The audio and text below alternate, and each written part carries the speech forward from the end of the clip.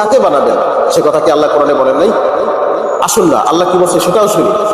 আল্লাহ পাক রব্বুল আলামিন বলেন, ইন্নামা ওয়ালিয়ুকুমুল্লাহু ওয়া রাসূলুহু ওয়াল্লাযীনা আমানুল্লাযীনা ইউকিমুনাস সালাতা ওয়া ইউতুনাজ যাকাতা ওয়া হুম রাকিউন।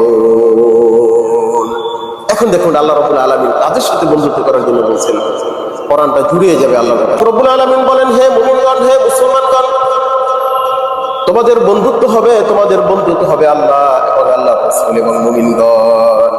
আল্লাহ রাসূল এবং মুমিনগণ যারা আল্লাহ রাব্বুল আলামিনের সামনে দণ্ডায়মান হয় বিনীতভাবে এবং যাকাত আদায় করে।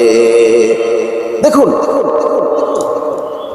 এই যুদ্ধের জন্য একটা দেশ আর একটা দেশের সাথে যুদ্ধ করার জন্য যেই পরিমাণ অর্থ বিনিয়োগ করে, এর 10 ভাগের 1 ভাগ যদি মানুষের কল্যাণে ব্যয় করে, মনোযোগ, গুরুত্বপূর্ণ কথা, যেই পরিমাণ যুদ্ধাস্ত্র ব্যবহার করে, যে পরিমাণ অর্থ বিনিয়োগ করে এই যুদ্ধের পিছনে, এর 10 ভাগের 1 ভাগ যদি মানুষের কল্যাণে দারিদ্র বিমোচনের জন্য খরচ করতে, তাহলে যাকাত নিবে কে? এই যাকাত নেবার মতো লোক পাওয়া যায়।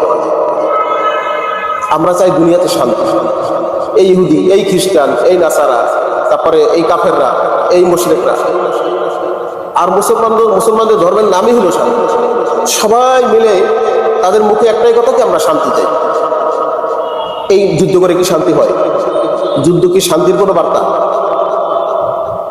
তো যেই পরিমাণ অর্থ বিনিয়োগ করে এই যুদ্ধ পরিচালনা করে, এর 10 ভাগের 1 ভাগ যদি সম্পদ ব্যবহার করে মানুষের কল্যাণে কাজ করে, তাহলে পৃথিবীতে দরিদ্র বলতে কোনো শব্দই থাকবে না। আসলে শান্তি এরা চায় না। এরা আসলে দুনিয়াকে অশান্তি করার জন্য, দুনিয়াতে একচ্ছত্র অধিপতি হওয়ার জন্য এই ভণ্ডরা, এই প্রতারকরা এই কাজগুলো করে। আসলে এদের উদ্দেশ্য শান্তি না, অশান্তি। এখন মুসলমানরা তাহলে বিজয়ী হবে কিভাবে? মুসলমানরা যদি কি করে, মুসলমানদের কি কর্মকাণ্ড হইলে তারা বিজিত হবে, আল্লাহ রাব্বুল আলামিন সে কথা পবিত্র কোরআনে বলেছেন। কি করতে হবে খেয়াল করুন। আল্লাহ রাব্বুল আলামিন বলেন, মাইয়াতাওয়াল্লাল্লাহা ওয়া রাসূলাহু ওয়াল্লাযীনা আমানু ফাইন্না হিজবাল্লাহি হুমুল গালিবুন।